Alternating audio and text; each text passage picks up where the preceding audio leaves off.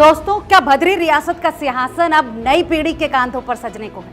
क्योंकि कुंडा का अजय योद्धा, जिसे जनता राजा भैया कहकर पुकारती है, अब अपने खून को सियासी मैदान में उतार चुके हैं। लेकिन सवाल ये है कि क्या रघुराज प्रताप सिंह के बेटे राजा भैया वाली छवि बरकरार रख पाएंगे या महज उनकी छाया बनकर रह जाएंगे? क्योंकि कुंडा में सिर्फ सत्ता की कहानी कभी नहीं थी जो राजा भैया आसानी से अपने वंश को सौंप सके। दोस्तों, कुंडा मतलब अब वर्चस्व बन चुका है और यही कहानी अब एक नया मोड़ ले रही है। उत्तर प्रदेश की सियासत में रघुराज प्रताप सिंह यानी राजा भैया एक ऐसा नाम जो दुश्मनों के दिलों में खौफ और समर्थकों के सीने में जोश भर देता है। कुंडा विधानसभा सीट पर 1993 से लगातार कब्जा जमाए इस शख्स ने कभी हार का स्वाद नहीं चखा। महज 26 साल की उम्र में सियासत के रण में कूदने वाला ये शेर आज भी निर्दलीय तौर पर हर जंग जीतता आ रहा है। फिलहाल जनसत्ता दल इनकी खुद की पार्टी है। बीजेपी हो या सपा, हर सरकार में राजा की तूती बोली। मंत्री पद से लेकर सियासी सौदों तक राजा ने हर बार अपनी ताकत का लोहा मनवाया।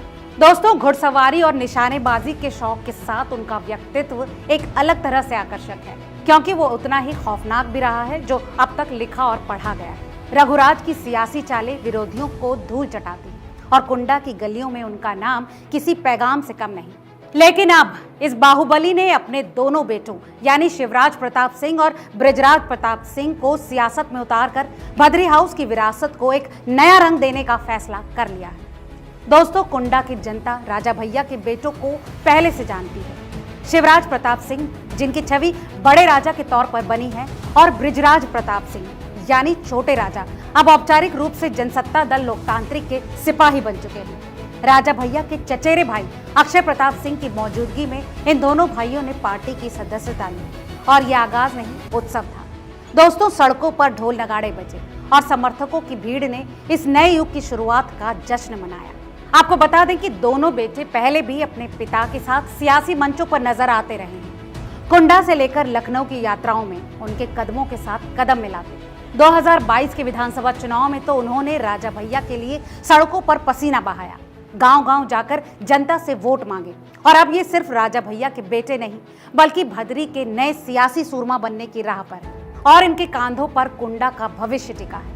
दोस्तों, राजा भैया बद्री रियासत के पहले शख्स थे जिन्होंने सियासत को अपना हथियार बनाया। रघुराज प्रताप सिंह के दादा बजरंग बहादुर सिंह आजादी की लड़ाई के नायक थे, जिन्होंने अंग्रेजों के खिलाफ जंगें लड़ी। पतंग नगर कृषि विश्वविद्यालय के संस्थापक, कुलपति और हिमाचल प्रदेश के राज्यपाल जैसे पदों पर रहते हुए उन्होंने देश की सेवा की, लेकिन वोट की जंग से हमेशा दूर रहे। वहीं राजा भैया के पिता उदय प्रताप सिंह भी आरएसएस और विहिप के सियासी गलियारों में सक्रिय रहे, पर उन्होंने कभी भी चुनावी मैदान में कदम नहीं रखा। निसंतान बजरंग बहादुर ने उदय प्रताप को गोद लिया था और दोस्तों, यहीं से बद्री हाउस की नई कहानी शुरू हुई। राजा भैया ने इस विरासत को न सिर्फ संभाला, बल्कि उसे सियासत के शिखर तक पहुंचाया। उनकी ताकत, उनका रुतबा और उनकी अजयता ने कुंडा को एक ऐसा गढ़ बना दिया जहां विरोधी हिम्मत नहीं जुटा पाते। और अब उनके बेटों के कांधों पर यह जिम्मेदारी है कि वो इस आग को और भड़काएं। लेकिन सियासत का जंगल आसान नहीं। सवाल तो यही है कि क्या वो अपने पिता की तरह इस रण में शेर बन पाएंगे या साजिशों की भेंट चढ़ जाएंगे। दोस्तों, शिवराज और बृजराज का जन्म 2003 में हुआ, लेकिन ये खुशी का पल राजा भैया के लिए कालकोठरी की सलाखों के पीछे बीता। तत्कालीन मुख्यमंत्री मायावती ने राजा भैया को पोटा के तहत जेल में डाल दिया। 10 महीने तक वो कैद रहे और अपने नवजात बेटों का चेहरा तक नहीं देख पाए। दरअसल उस वक्त मायावती बीजेपी के समर्थन से सत्ता की मालकिन थी और उनका हुक्म कुंडा में तूफान बनकर बरस रहा। लेकिन सियासत का चक्र घूमा, बीजेपी ने समर्थन वापस लिया और मुलायम सिंह यादव ने निर्दलियों और बसपा के बागियों के साथ मिलकर सत्ता हथिया ली। मुलायम ने शपथ लेते ही आधे घंटे के भीतर राजा भैया पर लगे सारे मुकदमे वापस लेने का हुक्म दिया। इतना ही नहीं, उन्हें अपनी सरकार में मंत्री भी बनाया। दोस्तों, ये थी राजा भैया की वो ताकत जो जेल की दीवारें भी उनके सियासी उड़ान को नहीं रोक पाई। उनकी रिहाई कुंडा में जश्न बन गई और जनता ने अपने राजा का स्वागत किसी विजेता की तरह किया। दोस्तों, राजा भैया की जिंदगी सिर्फ सियासत की जंग तक सीमित नहीं, बल्कि उनकी निजी जिंदगी भी तूफानों से भरी रही। बस्ती रियासत की राजकुमारी भानवी सिंह से उनका विवाह हुआ, लेकिन अब दोनों विवादों के चलते अलग रहते हैं। उनके 4 बच्चे यानी 2 बेटे और 2 बेटियां हैं। बेटियां अपनी मां भानवी के साथ रहती हैं, जबकि बेटे राजा भैया के साथ कंधे से कंधा मिलाकर चलते हैं। ये पारिवारिक बिखराव भले ही दिलों में चुभता हो, लेकिन दोस्तों सियासत के मैदान में राजा भैया और उनके बेटों की जोड़ी अटूट है। शिवराज और बृजराज अपने पिता के हर कदम पर साथ रहे। साल 1993 से ही कुंडा विधानसभा सीट राजा भैया का अजय किला रही।